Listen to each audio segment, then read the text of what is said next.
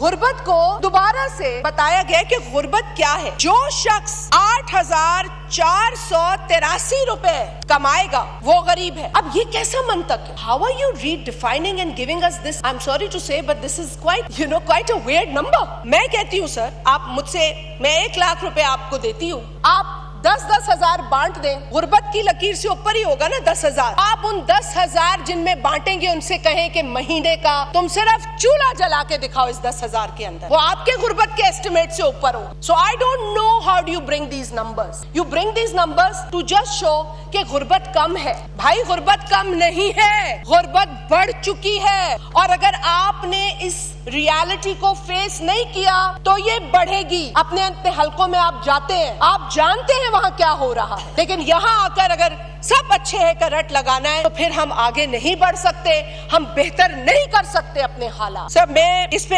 ایک اور بات ذہن میں آتی ہے، وہ یہ تھی کہ مجھے کسی نے کہا کہ اگر یہ 8,483 روپیز ہے تو پھر جو بے نظیر انکم سپورٹ پروگرام کے 14,000 قسط ملتی ہے، جن کو ملتی ہے وہ تو پھر آپ غربت سے نکال گئے ان کو. تو دس از سوچنے کی بات ہے. So when you put these numbers, and I know I am not blaming the political leadership here, but the people at the back end who are giving you these numbers, they don't do any homework, they just do جس mood میں ہوتے ہیں وہ کام. This is very sad. آپ IMF کی negotiation میں جاتے ہیں، سارا ملبہ IMF پہ ڈال دیتے ہیں، لیکن آپ ان کے ساتھ بیٹھ کے شرائط پہ بات کرتے ہیں، آپ اپنے لوگوں کی پرائیورٹیز پہ بات کرتے ہیں. IMF نہیں دے رہا آپ کو پرائیورٹی. ہاں آپ ایک پلان دیتے ہیں، اگر انہیں ایکسیپٹیبل ہوتا ہے، نہیں ہوتا، نیگوسیشنز ہوتی. But whenever you sit there, your priority should be the people of this country. And جب آپ وہ شرائط بنواتے ہیں اور واپس آتے ہیں تو اس کا بوجھ لوگوں پہ ڈال دیتے ہیں، انڈائریکٹ ٹیکسز کی شکل میں، پیٹرولیم لیوی کی شکل میں جو ڈویزیبل پول کا حصہ بھی نہیں ہے، اور اس کو تو اتنی ڈھٹائی سے بڑھاتے ہیں. There is no accountability on that.